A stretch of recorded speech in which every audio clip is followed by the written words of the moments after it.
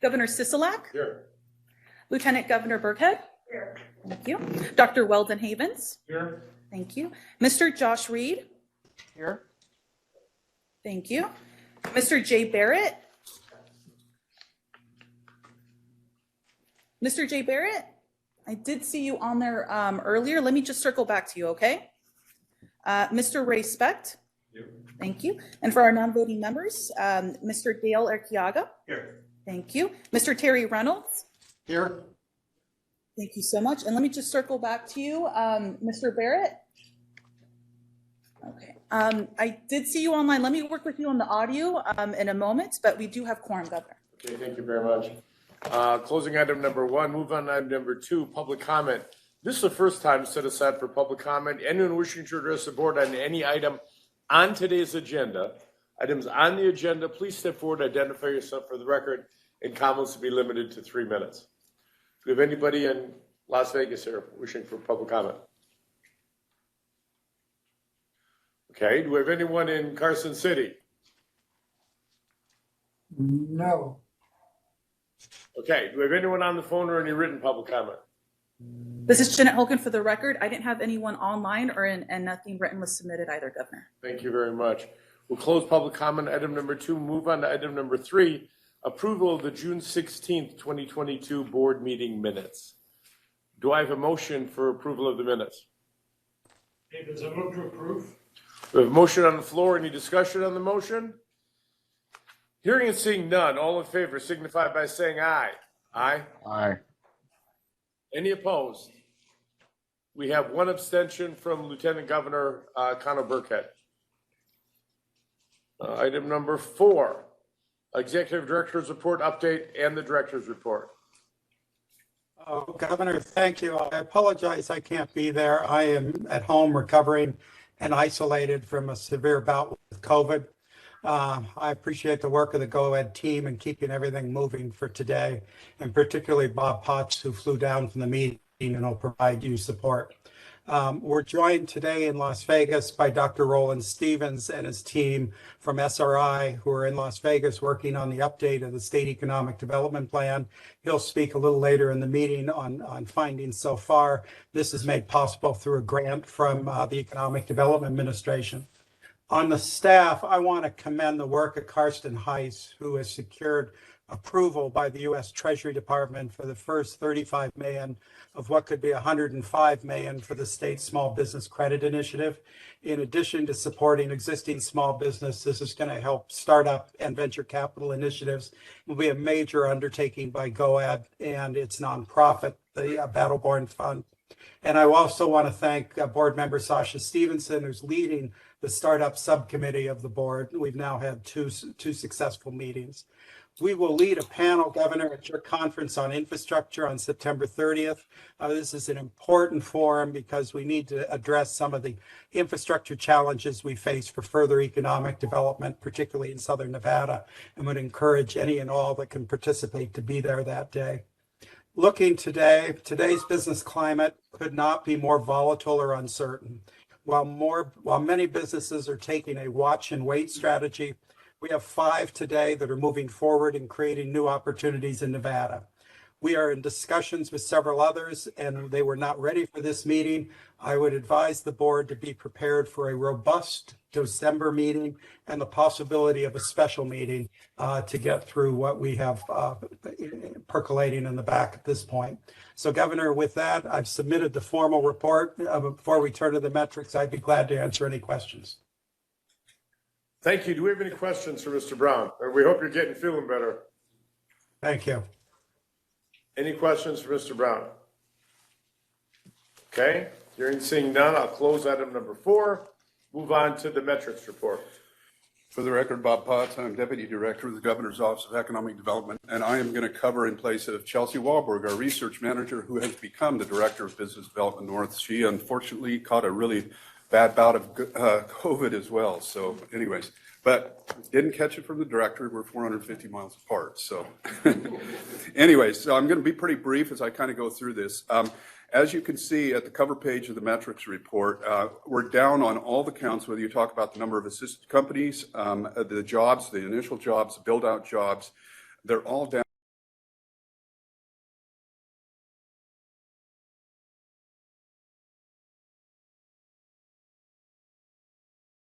with, is there going to be a recession? Is there not going to be a recession? We know what happened with the FOMC meeting yesterday where they raised the interest rates again because of what happened with CPI the week before and the inflation that we're seeing. I think what we're seeing right now is there's two things. There's a hold and wait period where companies are looking, they're going to say, okay, what's this going to look like? And the other side of the equation is when you compare the numbers for the first 6 months of this year to the first 6 months of last year, we were just coming out of the pandemic, and so there was a huge amount of pent-up demand. So I think with those two things, that's kind of what we're seeing. I regularly meet with the Economic Advisory Council, and it's almost to a person. We've got 8 people that are part of the forecast in there, and in the short-term forecast looking forward, we still think that nobody's in the red. We think things are going to be flat.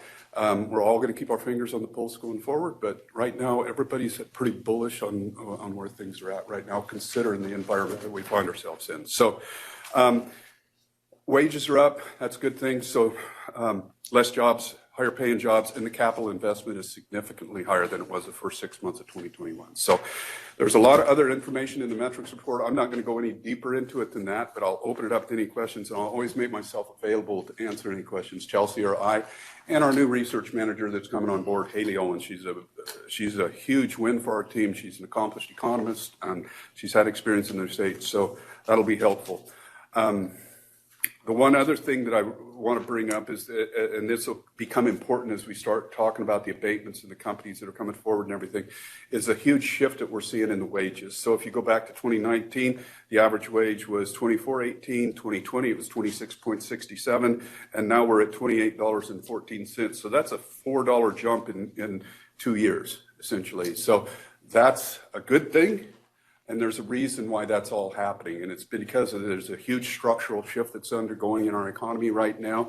We're more jobs now than we were pre-pandemic, but there's a real shift. We're still down 30,000 leisure and hospitality jobs or thereabouts, but we're growing in other sectors. As I tell folks, and Dr. Stephen here in one of our next agenda items is going to talk about this, we've got a huge wind at our back. It's time to put up the sails and do some cool stuff. So anyway, I'm going to in the metrics report on that, and if you're okay, Governor, I'm just going to go right to the next agenda item and talk about the unemployment rate. So wait, before you get that, do we have any questions, Mr. Potts, on the metrics report? Nope. Okay, go ahead. I'm sorry. Great. And then, like I said, I'm always going to avail myself for calls if you ever want to get back with me on any of this. So on the unemployment rate right now, we're sitting here where all counties are now below the 7% 12-month trailing average. We look at the trailing average because they're not seasonally adjusted at the county level. So we have to do that because of seasonal employment and hiring patterns, okay? So what this means is until the rate goes above 7% again, companies applying for abatements will have to meet the full abatement requirements. So when we look at the abatement requirements, jobs, wages, capital investment, what their export capacity is, as well as healthcare, it always goes back to the wages, okay? And so if you want to know more about how that works, how we incentivize companies to move to areas where the unemployment rate is higher when we get above the 7% unemployment rate, happy to have that conversation too. So with that, I'm going to open it up to questions on the unemployment rate. Do we have any questions on the unemployment rate? Anybody on the phone or up north? I guess not. Boy, they're whipping. And I hit all bases, right? Sure did, yeah. Okay. I'll close out item number 6 and move on to item number 7, Nevada State Plan informational update. So this is Bob Potts. Could we get the PowerPoint pulled up? There we go. Super.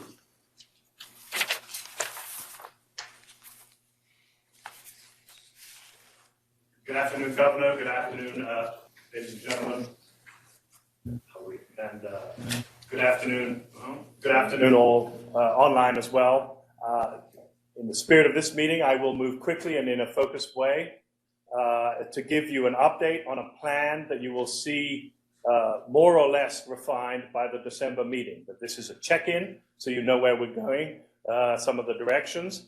And by the way, an opportunity for feedback. So we're very interested in that from anyone listening in here right now. My name is Roland Stephen, Executive Director at the Center for Innovation Strategy Policy at SRI.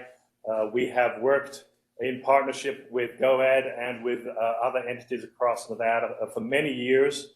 And I like to think we've made a modest contribution. Certainly, just to speak generally and in the spirit of Bob's remarks, there are national headwinds. We've just gone through an extremely difficult experience with the pandemic, but I would say the situation for the state of Nevada is exciting, very exciting. It's in the data. We'll take a look at the data in a moment, but we have the continuing and accelerating transformation of Nevada's economy for the future. And in some areas, and I think we all know that this in the room, but for example, in the energy transition, Nevada is going to be right in the middle of it, right? And this is going to be a set of tremendous opportunities. One other aspect of the work, just briefly, there is a parallel, detailed workforce analysis going on, which has just begun, and which will also be shared with Dieter and with other key stakeholders December and January. So because workforce is, of course, a key ingredient for the prosperity of the future, and what is needed, information on programs and how funding to be allocated, right? What is needed for that will be ready in time for January next year. So with that, let me just turn to the strategic directions. Build out Nevada's location as supply chains have completely readjusted. Not wholly or entirely, but very significantly, more than we ever imagined possible from the point of view of regional and global networks. As that has happened, this has placed Nevada, Southern Nevada, but also Northern Nevada, in a very strong situation from the point of view of logistics and transportation. And we should not be naive about logistics and transportation. This isn't just people in warehouses with forklifts moving things. This is already a technologically intensive sector, a sector which then has very beneficial spillovers for the rest of the economy. So taking advantage of Nevada's location for that with the right investments is the path forward. Offer pathways for talent. Nevada's full of hardworking people. They come here to work. Net immigration into the state every year, I think for 30 years. I've never really looked back that far. People come in here want to work, right? But nowadays, you've got to have the skills. Do you have the pathways? Do you have the strict alignment between the workforce institutions and the jobs that are coming, and the jobs that are here? That's the second direction to consider. Grow small business. Congratulations to Karsten. And he wasn't alone. I know the whole GOED team. Getting small business, getting entrepreneurs, getting that side of the economy, the innovation economy, accelerated is critical. That's going to be a big ingredient. And then quality of life. And let me just say a little bit about quality of life. Of course, we want a quality of life for all Nevadans. That's normal, right? Also, though, it's a key piece of the economic development puzzle. It used to be years ago. I knew a governor in southeastern United States and went buffalo hunting, fly around the country looking for plants that he could recruit with abatements or whatever to come to his state. He was pretty good at it, by the way. Those days are gone. Right? Business goes where there's town. Business goes where quality of life is high.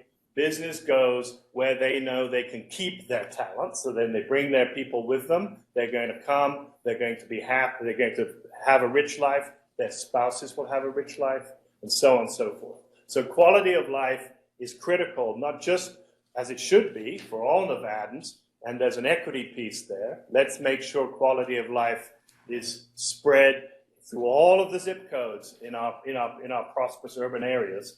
But quality of life is simply stated an economic development tool.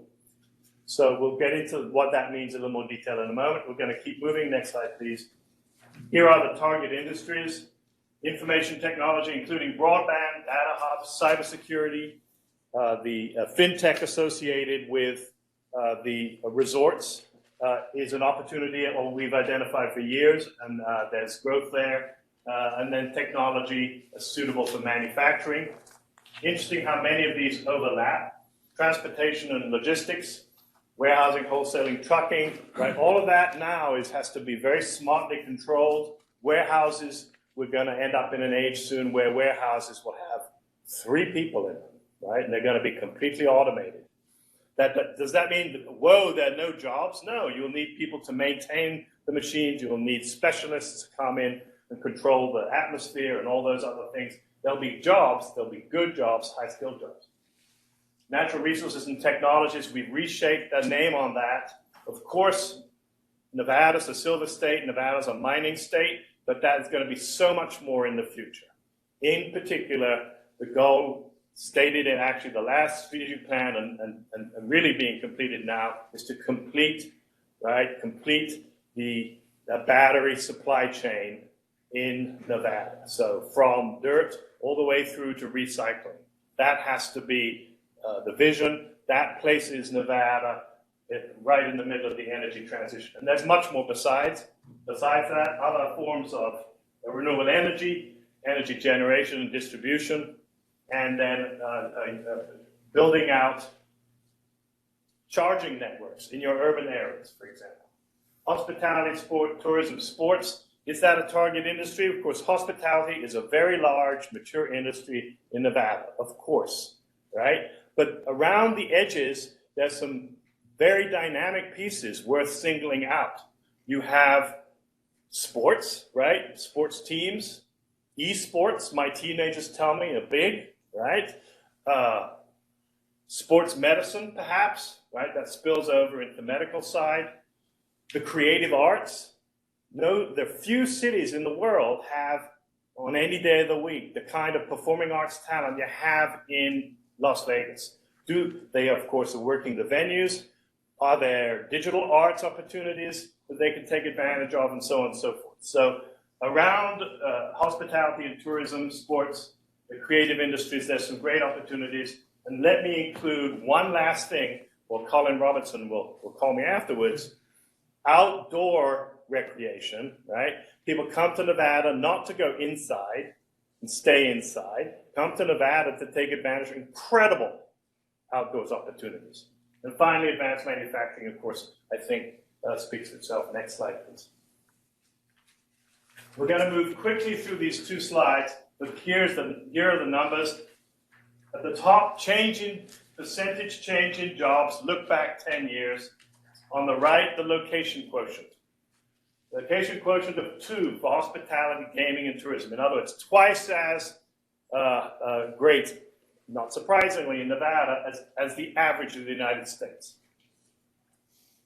Logistics and transportation, right on 1. So with the average, very rapid growth, 80% growth over 10 years, logistics and transportation. Information technologies, advanced manufacturing, natural resources technologies, also growing, still below 1 for the location quotient. Look at the next slide, please.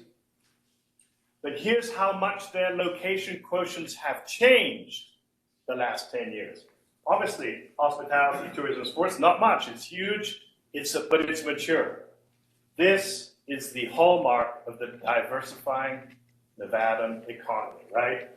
Logistics and transportation, the location quotient has increased by more than 30%. Advanced manufacturing, almost 30%. Natural resources and information technologies. That is a picture of the future of the state. Next slide, please. How do we what are the actionable things, right, to realize this future, right? These are the pieces of community development, the economic enablers, and that's where action items live very often. Institutional enablers, governance in the business environment. Permitting takes longer now in Nevada than it did, right? In the past, I have some anecdotal evidence. Maybe that's not true. That's something to keep an eye on. Nevada has a great reputation for permitting historically compared to California, for example, which is a nightmare, right? We want to keep ahead of that. Innovation ecosystem of support. We talked a little about that. Community services, and particularly think about dependent care. right? The pandemic has shown us that some family members, often women, have to look after the sick, the elderly, the children when their families are under stress. That means they are not in the workforce, right? So that's hard. Infrastructure enablers, of course, water, not going to say anything about that. We don't have to dive into that much. Air quality, housing, right? Housing's a challenge. We know we have land restrictions. We know the federal government sits on the state's neck with all the land it holds, but is the state making most effective use in terms of density and land use design of its existing urban areas, right? Human capital, workforce talked about that. Education, Madam Lieutenant Governor, I know that's a great interest to you. That is a perennial challenge, K-12 in Nevada. Every day, there are no silver bullets.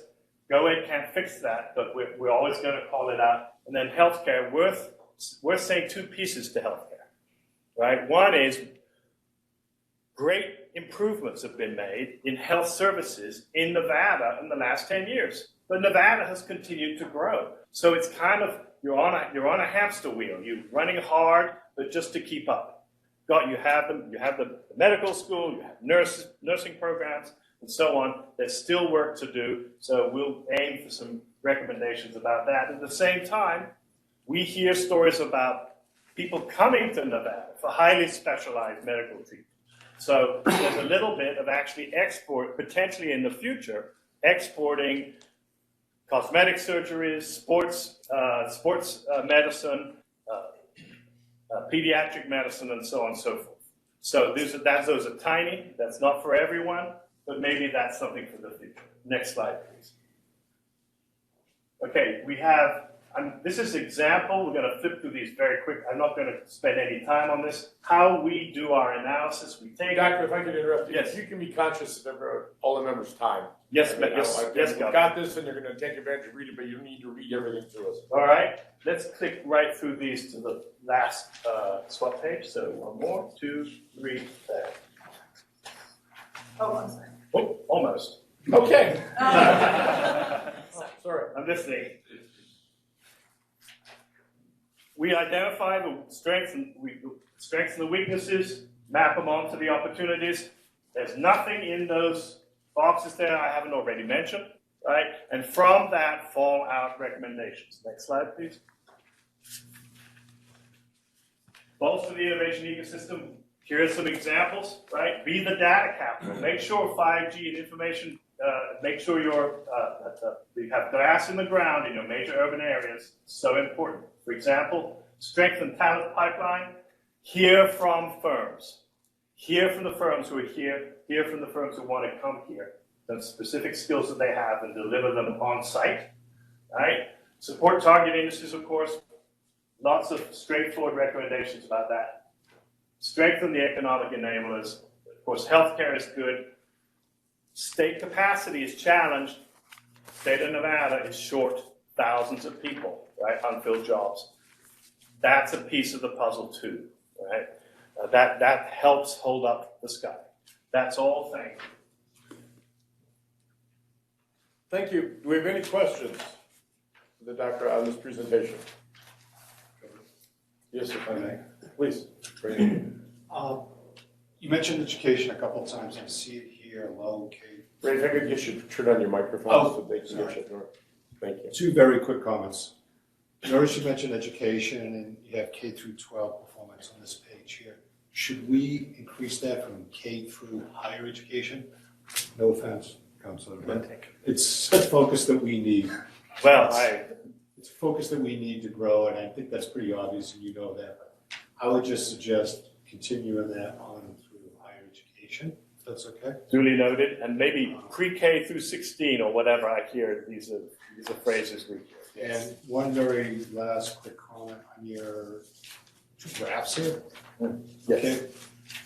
You probably already considered it, but this is historical performance. It would be nice to know, even though these are our high growth areas over the last 10 years, where is the job growth in the future? Since this is a strategic plan, we want to make sure we don't target an industry that's not going to be high growth here in the United States. So I think this is great historical information, but let's also look at where is the most rapidly growing so we can target the highest probability of success. That's the only two comments.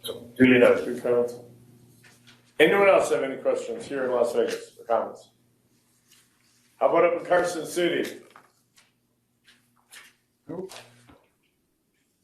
No? Okay. Thank you. Thank you for the presentation. Moving on to item number 8, the abatement applications for the board. Let's start with TLS Supply Chain Solutions. Governor and fellow board members, for the record, Okay. for the record, Stan Thomas, EVP with Business Development with EDON. It's my pleasure to introduce to you today TLS Supply Chain Solutions from Turkey. They are a 3PL. They're looking at establishing 125,000 square feet out in the Story County area. This 3PL will include also warehousing, fulfillment, and transportation.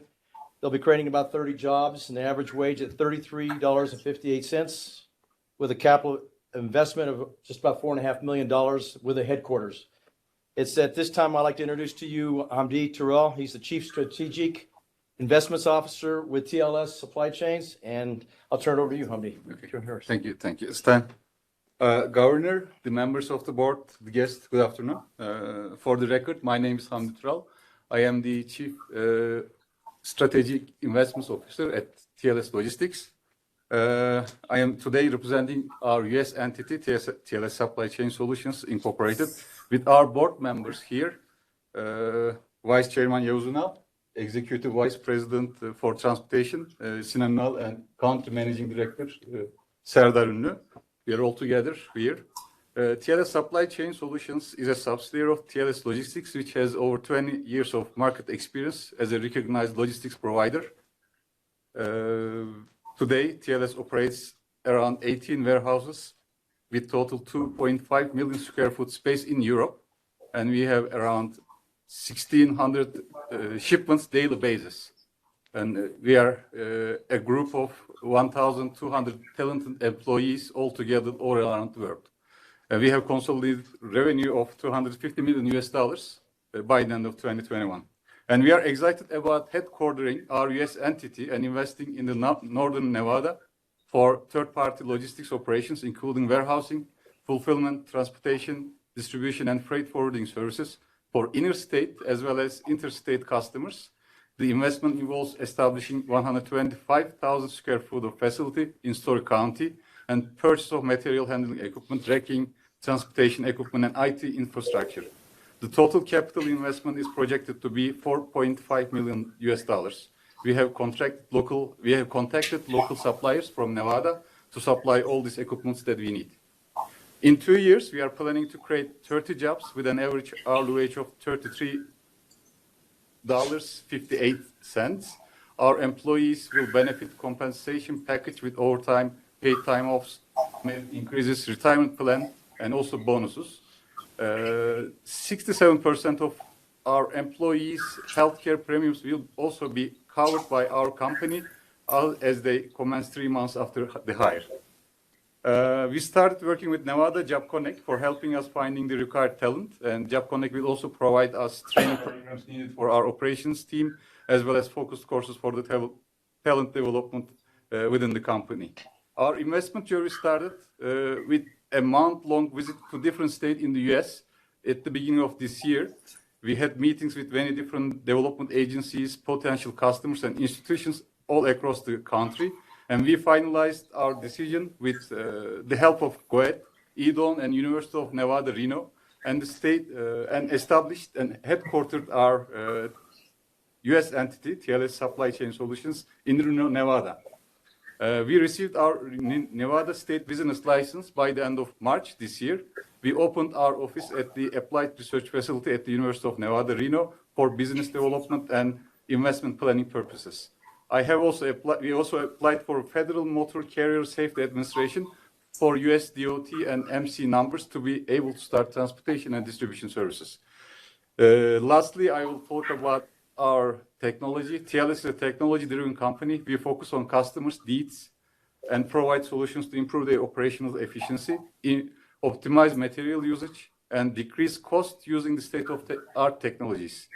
People and environment is at the heart of our focus. In our corporate social responsibility policy, we follow practices to decrease carbon footprint of our operations and our customers. We are running projects on electrification of our own fleet, as well as using renewable energy in our facilities, specifically solar power. We apply digitalization and waste management practices on both our offices and processes to minimize use of printed paper and packaging materials. I believe we will bring our practices and learn from local and regional operations here. We will run in the US and create benefit for people, environment, and all stakeholders we will be contacting together.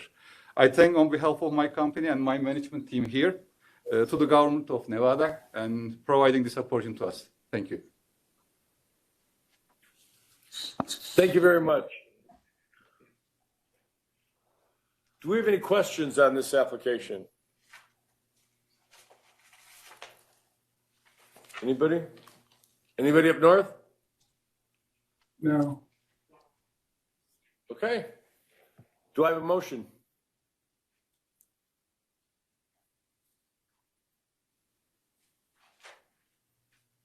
Governor Trey Speck, I'll motion to approve the tax abatements for sales tax abatement, modified business tax abatement, personal property tax abatement. We have a motion to approve the sales tax abatement, modified business tax, and sales tax abatement, all three of them. Do we have any discussion on the motion? Hearing none. All in favor signify by saying aye. Aye.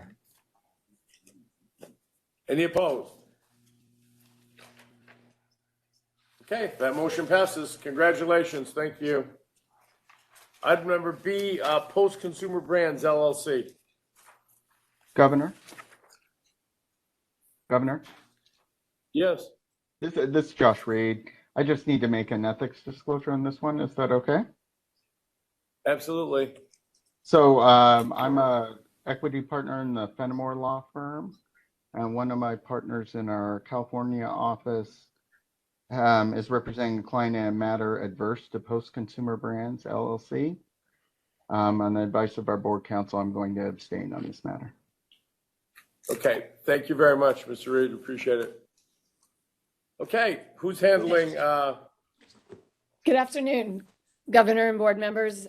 I am Nancy McCormick, Executive Director, and I'm sorry, for Retention Expansion Workforce for EDON. I'm here today representing Post Consumer Brands, who manufacture cereal and is a leader in the ready-to-eat cereal and value cereal segments. They are looking to expand their existing facility in Sparks, which has been operating under Post ownership since 2021, after a long history in the region under multiple owners dating back to 1972. They are requesting a sales and use tax abatement, modified business tax abatement, and a personal property tax abatement, and qualify for 3 out of the 3 criteria for consideration by the board. Upon approval, they are planning to invest $69.5 million in equipment for the facility, with an overall expenditure of over $110 million, and will add 30 jobs at the average wage of $28.22. Post is actively involved in the community and makes regular contributions to the Northern Nevada Food Bank, and also committed the month of April to giving back through a company-wide volunteering initiative called Ingredients for Good. Post has 9 other manufacturing facilities and is pursuing the expansion here in Nevada because of the geographic location, the plant's existing manufacturing capabilities, the labor pool, and the availability of incentives to support their growth. EDON supports this application for Post Consumer Brands, and we appreciate your consideration. With us today in Las Vegas is Chief Financial Officer Tim Rossini to say a few words and answer any questions that you may have. Also in Carson City is the plant manager, Bill Davis, as well as Angie Rodriguez from their HR department. Mr. Rossini. Very good. Thank you, Nancy. Governor, Lieutenant Governor, board members, thank you for having us. Thank you for considering our application. Special thank you, Nancy, to you for helping walk us through the process and help us follow it as we should. As Nancy said, I am Tim Rossini. I'm the Chief Financial Officer for the Post Consumer Brands Division, which is a part of Post Holdings, which is a broader company. We do have 9 cereal plants, including the one in Sparks. We are expanding this plant to be double the size that it is. A lot of the information talked about today, logistics, played a part in where we want to place that. We do have another location, alternative location, which we would not prefer to use by any means. We want to put it here. With me today, in the event there are questions or discussions, Nancy introduced Bill and Angie. I also have Craig Schaefer, Melinda Weck, and Michelle Newman from our Lakeville, Minnesota office, which is where our cereal division is run from, which is where I am from. We do seek today the sales tax, modified business tax, and personal property tax abatement on the project that is 110 total, 69 million of applicable sales tax abatement. And then your approval today will really help us focus 100% on making this happen. We've got engineering time going into it. We've got pre-orders on equipment because lead times are very long. And we just want to make certain that we get everything right as soon as possible. So we would really appreciate your consideration and approval today. With that, I'll make it open. Well, Governor, you make it open to questions, but if there is questions or discussions, we have people online and myself that certainly can answer anything you have. Great, thank you. Do we have any questions on post-consumer brands? Lieutenant Governor, do you have? No, I don't. Okay, go ahead. I mean, I noticed that on the application, it does say that you're considering Jonesboro, Arkansas, Asheboro, North Carolina. What are the chances of you taking advantage of the opportunities in Nevada if this is approved? 100%. Jonesboro is logistically disadvantaged, but with the tax abatement, it makes a little bit of difference in the IRR. So yes, with this approval, we will move ahead. Okay. Any more questions? Any questions up north? I'm having trouble seeing you guys real clearly, so. No, we're good. Was that a no? Okay, No. I'm assuming that was no. Okay, do I have a motion on post-consumer brands? This is Lieutenant Governor Lisa Cano Burkhead. For the record, I move to approve the sales tax abatement, modified business tax abatement, personal property tax abatement for Post-Consumer Brands LLC. We have a motion on the floor. Is there any discussion on that motion? Hearing and seeing none. All in favor signify by saying aye. Aye.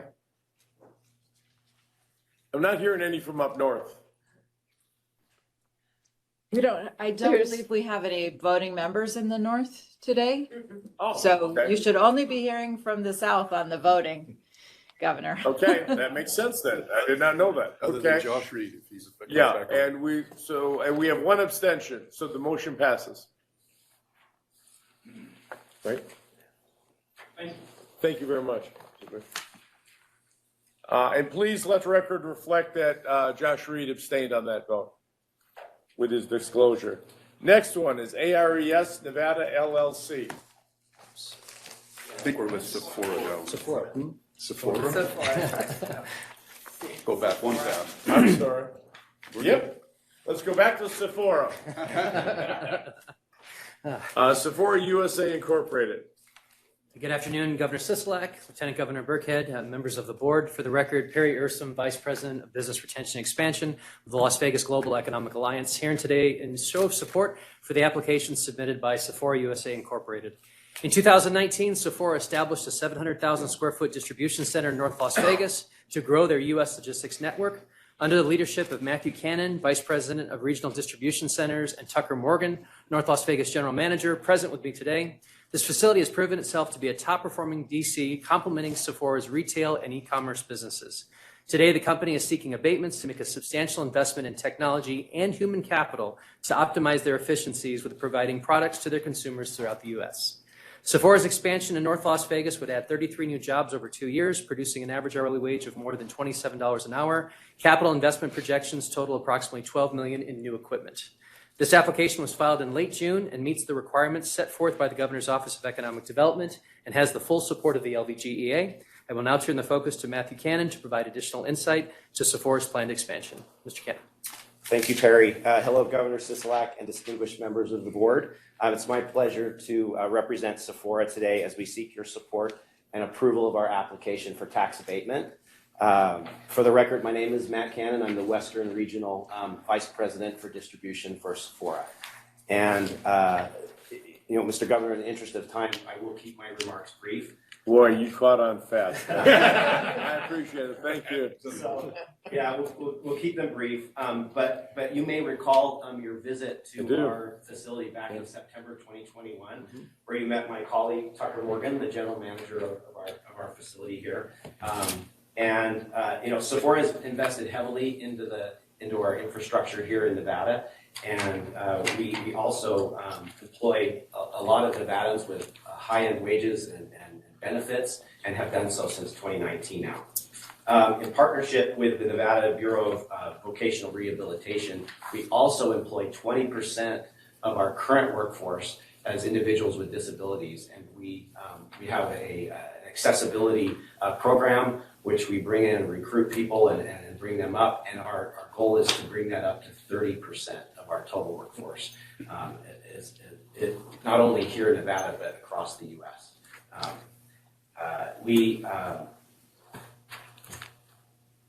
With strong continued retail growth, we look to further invest in our operations here to support that growth, and we look forward to gaining your support and approval in this tax abatement process. As Perry stated, our full investment package is inclusive of capital expenditure as well as strong wage growth, job creation, and it meets the requirements set forth by the Governor's Office of Economic Development. And we respectfully request your support and approval, and with that, I defer back.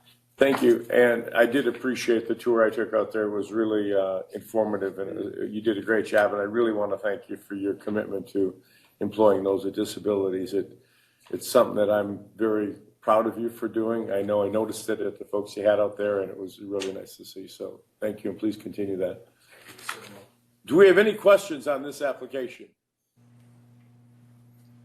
Yes.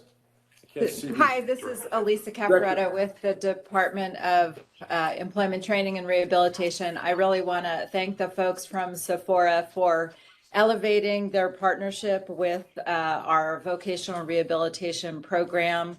Over 106 of our clients have gone through this training, and over 72 of them are currently employed with Sephora.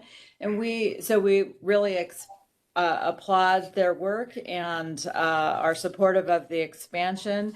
And I just also wanted to really thank the team from Sephora. We use them as an example all the time of how great this kind of partnership can be. And they're very gracious to host other CEOs and tours and answer questions. So we really appreciate working with the Sephora team and look forward to them growing their operations in Nevada.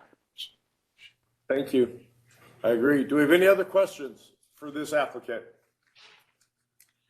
Okay, do I have a motion on Sephora USA?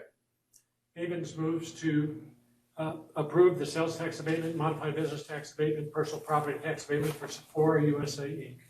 We have a motion on the floor to approve the sales tax, modified business tax, and personal property tax abatement for Sephora. Is there any discussion on that motion? Hearing and seeing none. All in favor signify by saying aye. Aye. Aye. I'm not going to ask if there's any up north because I know we don't have any voting members up there now. Any opposed? Motion passes. Thank you very much. Congratulations, gentlemen. Next one is ARES Nevada, LLC.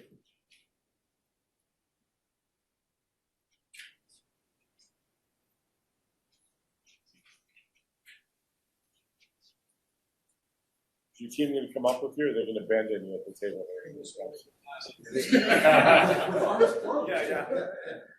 Got it. Okay, go ahead. Thank you. Area is the Advanced Rail Energy Storage Project. For the record, my name is Pamela.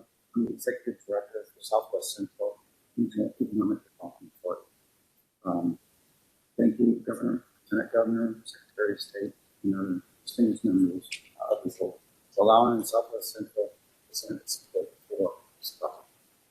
Today, Aries LLC, represented by our CEO, seeking board approval for the sales tax, modified tax, and personal property stations. Aries project is the first gravity line energy storage of its type in developed and made for Quorum. It is environmentally safe, uses no fossil fuels, no water, and produces no emissions or hazardous waste. It employs electric trains to move quietly up and down the slope to store and discharge energy and electricity. The social, economic, and commercial impact of my county on student revenue, besides hiring a local contractor, build and complete the project varies to much needed storage capacity, helping to avoid blackouts and other shutdowns while keeping power prices low. The project will also employ approximately 48 permit positions in commission, and well above the statutory wage requirement. This time, Thank you, Governor and Governor Board members. Thank you for considering our application. So this is, I think everything I saw in the report, you did a lot of those things. So manufacturing, so that's the enhancement brought from the plan. So we're doing manufacturing with the operations on the West Coast right now, and we're producing parts to use as cars. So it's the video that we're looking at. So we're also manufacturing, we're doing projects here. So we have stuff they put out as much energy as the dam that we've got sited in Nevada. So very large stuff, very long duration, but it needs some of these energy shortages we're having. Energy shortage. So it's a technology, it's manufacturing, and it's actual projects, very large projects, but also projects all over the West Coast.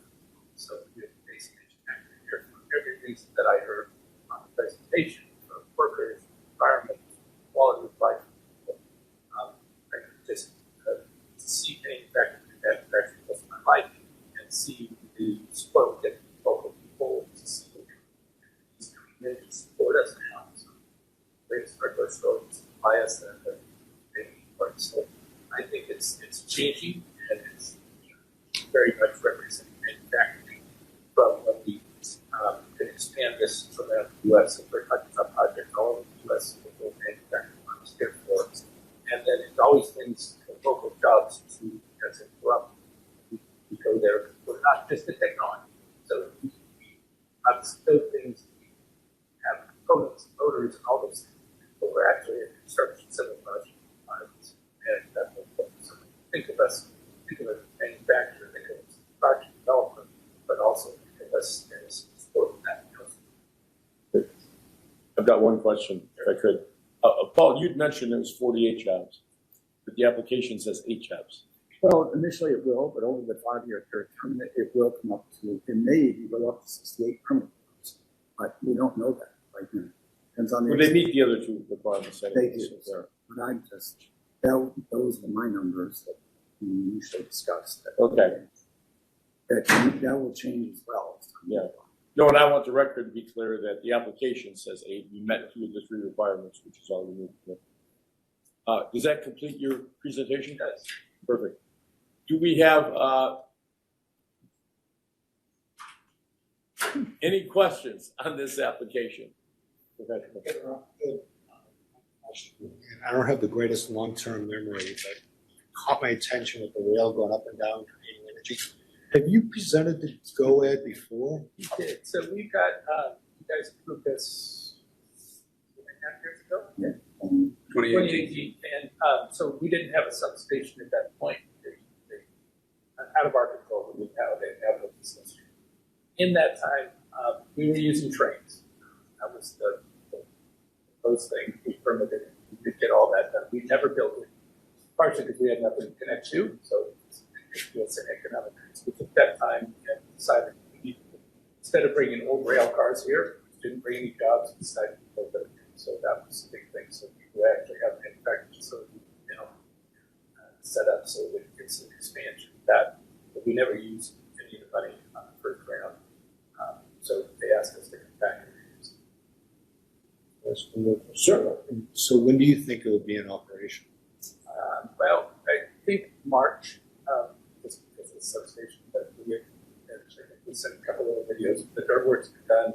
We're actually starting concrete bolts now. So it will look pretty good by the end of the year, but March will be substation. Others are like not our substations. Good. Could I weigh in? Sure. There's one thing I learned today, and Paul, would you talk a little bit how the question was, how can there be no environmental impact if you're going to put rail up and down the mountainside? So explain. Well, the previous project in 2018, which was hard rail trains going up and down a mountainside with the environmental issues that were needed, which were removal of various species, turtles, and all the other aspects of that really caused a lot of issues and problems that this project is not. As a matter of fact, I consider this a totally new technology, upgraded from those trains, because these are mini trains that might be just half the size of one of these tables here that are going to be going up and down a smaller track capability within a pit that is already environmentally been developed to manufacture sand and materials for roads. So there's going to be no issue with any of those problems that we had in previous development. This is in a development pit. So it could expand if that's the need that the Aries project needs to do, but I don't see any issues here at all. As I trust that. When you say turtles, you mean tortoises? Tortoises, yes. Is this a tortoise habitat that you're in? Not this development. Our development out in front, the initial development was a tortoise habitat. And we had to have several discussions with various professionals, bio and all the other ones, in regards to how to move these tortoises out of the area so that areas could develop their trains up and down the mountains. It was going to be quite an endeavor, which would probably have delayed that project several years. Unfortunately, we didn't face any of that with this project. So we're doing it in a gravel pit. Okay. Yeah. Great. See another question? Do you have any questions up north on this one, or Josh? Any questions? Nope, I'm all good. Nothing. Okay. Do I have a motion on Aries Nevada LLC? This is Lieutenant Governor Lisa Cano Burkhead. For the record, I move to approve the sales tax abatement, modified business tax abatement, personal property tax abatement for Aries Nevada LLC. We have a motion on the floor. Is there any discussion on that motion? Hearing seeing none. All in favor signify by saying aye. Aye. Aye. Any opposed? Motion passes. Thank you very much. That completes the board approved applications. We have one more director approval. Mr. Brown, you want to give us a presentation on this, or? We have folks from Nancy, are you there? Yes, I am here. Thank you. Would you like me to begin, Director? Yes, please. Thank you. Okay. Thank you. Again, good afternoon, Governor, Lieutenant Governor, Secretary of State, Executive Director, and board members. For the record, I'm Nancy McCormick, SVP of Retention, Expansion, and Workforce for EDON. I'm here today representing Electric Evolution Technologies, known in our community as EET, which is a long-standing operation specializing in circuit board assembly and box builds. A box build includes all the assembly work involved in electromechanical assembly other than the production of the printed circuit board. Their facility has been in operation since 2001 with their headquarters here in Reno. They're looking to expand their existing facility and are requesting a sales and use tax abatement, modified tax abatement, and a personal property tax abatement, and qualify for 2 out of the 3 criteria for consideration by the board. Their plan includes a capital investment of $400,000 and the creation of 25 new positions at an average wage of $24.40. Based on the wages, they will qualify for the reduced 25% abatements for the modified business and personal property tax. EET is well known for its community engagement and has close ties with the university and a variety of charitable organizations in the region. The opportunity to potentially utilize tax abatements to help grow their operations in Nevada is incredibly important to EET as a Nevada-based company, which takes pride in its ability to bring global electronic manufacturing to the United States and Nevada. EDON supports this application and is excited about the opportunity to represent this great Northern Nevada company. With us today in Carson City is their founder and president, Sonny Newman, as well as their legal counsel, Stephen Polakalis, to say a few words or answer any questions you may have, Director Brown or board members. Director Brown, normally we don't get a presentation on these that you can approve. Do you want a presentation from them on this one? Only if you wish, Governor. It seems like we're short time here. No, we've got I time. guess They the- want to make a presentation, they can make one. Okay, great. Sunny or Mr. Polkalis. Short. Yeah, this is Steve Polkalis on behalf of Advanced EET. Thank you for the opportunity to bring this forward. I can testify to you, Governor, and board members that Evolution Electronics Technology has been around a long time. Sonny Newman and his company have long given to the Northern Nevada community, and this opportunity to expand their operations is a great one. Over the course of the years, they've employed some 1,500 to 2,000 persons in high technology jobs. They've lost some of these folks, of course, over the time to companies that might be able to pay more because abatements have been granted. This, though, however, is a reshoring of operations to Nevada. And in fact, one of the highlights, I think, of the talking points that's not so much in the package is something that's recently been in the news about what difficulty Afghan refugees in particular are having integrating in the United States based on the quite abrupt withdrawal. And their path to citizenship, employment, and other gainful, happy new lives in America is a little bit more difficult than some of your traditional refugees and other immigrants to our country. EET has successfully employed quite a few of those persons, and they're undergoing training in this advanced manufacturing space. And I think it's a real proud moment for Nevada, for GOED, and for ET to be able to help create jobs this way and bring expansion of this great business to Northern Nevada and Reno in particular. Thank you. Thank you. Do we have any questions on EET by any of the board members?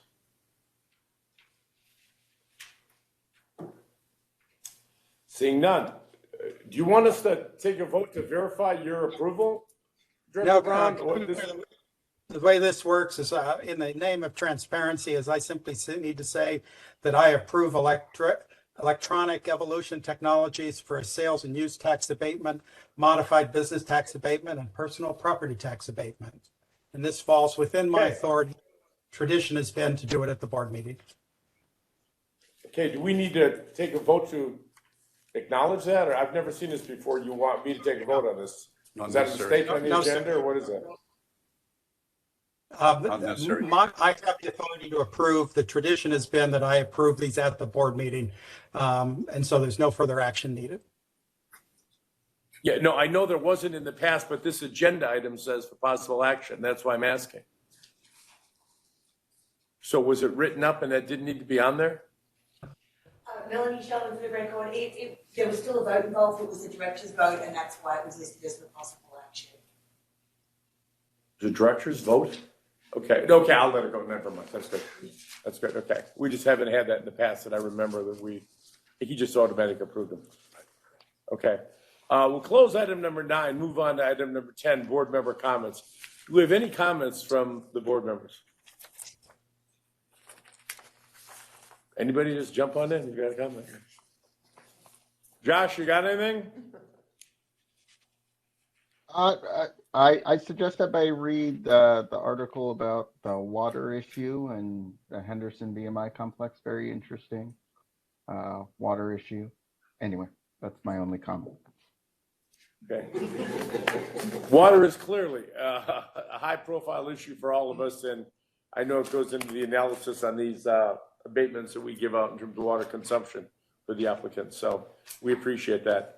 My only comments, I want to thank you all for being here, being succinct in your presentations, which always make it better. I can get you back to your real jobs. This is the second time set aside for public comment.